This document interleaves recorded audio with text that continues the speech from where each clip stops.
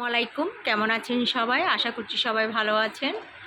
আমি আপনাদের তো বলেছিলাম, একদম কথা দিয়েছিলাম যে আমি আপনার যে ভিডিও রেগুলার দেব, তবে আমি রেগুলার ভিডিও দিচ্ছি, আপনার শর্টস যেগুলো রয়েছে এগুলো দিচ্ছি, কিন্তু আমার বাসায় প্রচুর পানি উঠেছে, আপনাদের সাথে তো শেয়ার করেছিলাম। আর একদম একদিনের ভিতর সবগুলো জিনিস নষ্ট হয়ে গিয়েছে, একদিনের ভিতরে বাসা চেঞ্জ করতে হয়েছে।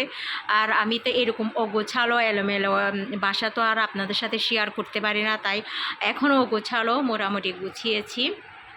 এই দেখেন একদম অগোছালো, সব কিছুই অগোছালো, কিন্তু আমি এখন মোটামুটি গুছিয়ে আসছি। এই তার উপর বাসায় সবাই একদম অসুস্থ, আমার হাজব্যান্ডের থেকেও ডেঙ্গু হয়েছে, পজিটিভ আসছে, মানে অনেক সমস্যা যাচ্ছে।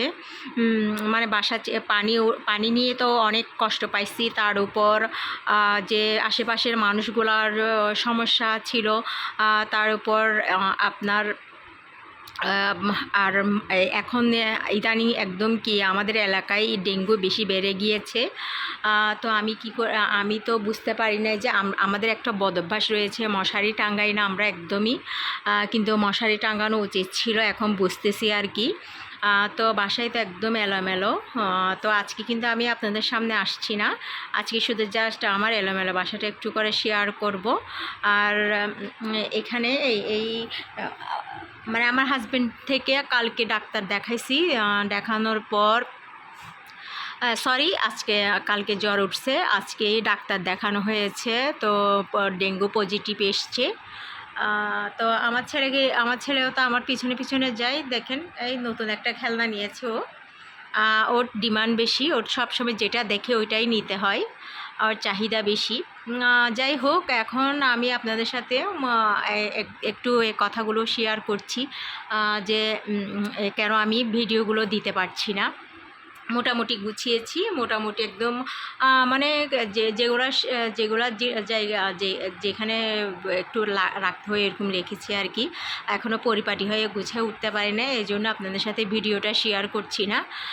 চারপাশে একদম এখনও অগোছালো, আর একা মানুষ যেরকম পারি আর কি। তবে আমি আমার যে সেলাই কাজগুলো ওইগুলো অফ রেখেছি, ক্যাটারিং কাজগুলো অফ রেখেছি।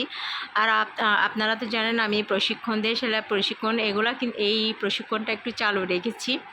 একদম এলোমেলো বাসা। তো এখন ভাবতেছি, আর আজকে তেমন কিছু রান্না ছিল না, এই জন্য আমি কি করেছি, আমি যে ভাবলাম দুপুরেও আমরা ডিম ভুনা করে খেয়েছি, আপনাদের সাথে আমি শর্টস শেয়ার করেছি। তো আজকে এই রান্নাঘরটা আমি মোটামুটি গুছিয়েছি। এই খিচুড়ি রান্না, একদম পাতলা খিচুড়ি রান্না করছি মাত্র বসালাম, সবগুলো একদম হাতে মেখে দিয়েই বসালাম। এই রান্নাঘরটা এরকমই, একটু বড় আছে, বাসাটা একটু মোটামুটি বড় রয়েছে। তো আমার এখনও একদম কি যেহেতু বাসায় সবাই সবাই ছেলে, তাই একটু অগোছালোই থাকে। গুছিয়েছিলাম একটু, আমি বাইরে গিয়েছিলাম, এই জন্য অগোছালো হয়ে গিয়েছে। তো মোটামুটি এটুকুই আপনাদের সাথে শেয়ার করলাম। ইনশাআল্লাহ আপনাদের সাথে আরও সামনে শেয়ার করব ইনশাআল্লাহ। আর আস্তে আস্তে আমার ভিডিওগুলো সবগুলো পাবেন নিয়মিত।